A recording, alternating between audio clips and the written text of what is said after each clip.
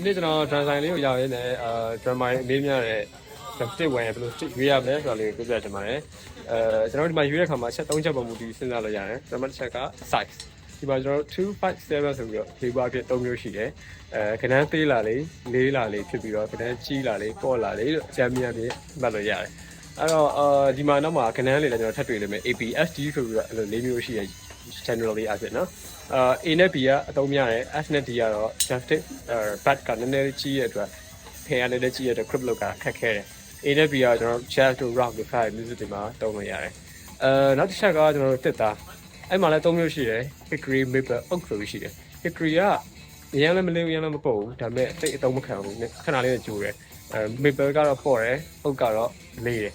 အဲ့တော့ဒီမှာ 7A ကိုကျွန်တော်ကြိုက်တယ်ဒါပေမဲ့ 7A ကအရန်ပေါ့လို့ခံစားရရင် 7A အုတ်ထဲကကျွန်တော်တို့ရေးလို့ရတယ်7A ကများသောအားဖြင့် site တည့်တွေရွေးတင်တယ်ဒီလိုကျွန်တော်တို့ပတ်တင်နဲ့တည်တဲ့အခါမှာလေပတ်တွေချိခိုက်နေအောင်လို့ပေါ်ရ draft တွေတောင်းတော့ပိုကောင်းတာပေါ့လေနော်နောက်ဆုံးတစ်ချက်ကကြတော့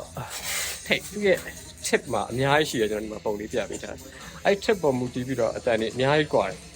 အဲ့မှာကျွန်တော်တို့ sharp taper lump taper ဆိုတာလည်းရှိသေးတယ်အဲ့တော့ sharp taper ဆိုတော့ draft အလုံးကြီးကြီးလာပြီးထိတ်ခါလေးကြမှာနည်းနည်းလေးရှူရတာsharp tape ပါကျွန်တော်သူ့ရဲ့ဒီ drumstick ရဲ့ weight အားလုံးကဒီ tape မှာသွားပြီးစုနေရဆိုတဲ့အထိပ္ပယ်ရတယ်ဆိုတော့သူကကြီးလိုက်ရင်အားအရန်ပါတယ်အတန်ရမ်းကျယ်တယ်ဒါပေမဲ့ rebound ဖြစ်ဖို့တော့နည်းနည်းလေးခက်ခဲတယ်ဒီဟာလေးက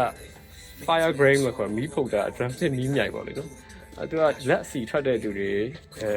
ဒါလေးတိုင်မှုတင်တော်တယ်သူချော့မကြောက်လက် grip လောက်ကအရန်ကောင်းတယ်လက်ထက်ကချော့မထွက်တော့ဘူးနော်ကျွန်တော်ဆိုလက်စီရမ်းများတဲ့အတွက်ဒီလို stick တွေကရတယ်ဆိုတော့ plastic ရွေးတဲ့ခါမှာအကြောင်းရင်းအများကြီးရှိတယ်အဲ့တော့အကောင်းဆုံးကတော့ from Sayola လာပြီးတော့ကိုကြိုက်တဲ့ stick တွေခုမှာရွေးကြည့်ကြည့်အဲ့ဒီမှာတင်တော်တဲ့ဟာရွေးပေါ်လေနော်ခုနအကြောင်းရင်းတွေလည်းဆက်ဆက်ပြီးရွေးလို့ရပါတယ်ဆိုတော့ဒီနေ့မှာတော့ stick အကြောင်းလေးပြပြထားတယ်နောက်လာမယ့်ရက်မှာ exercise တွေအကြောင်းပြပြပါမယ်ထပ်ပြီးတော့ဆိုတော့ like and subscribe လုပ်ထားအောင်နော် see you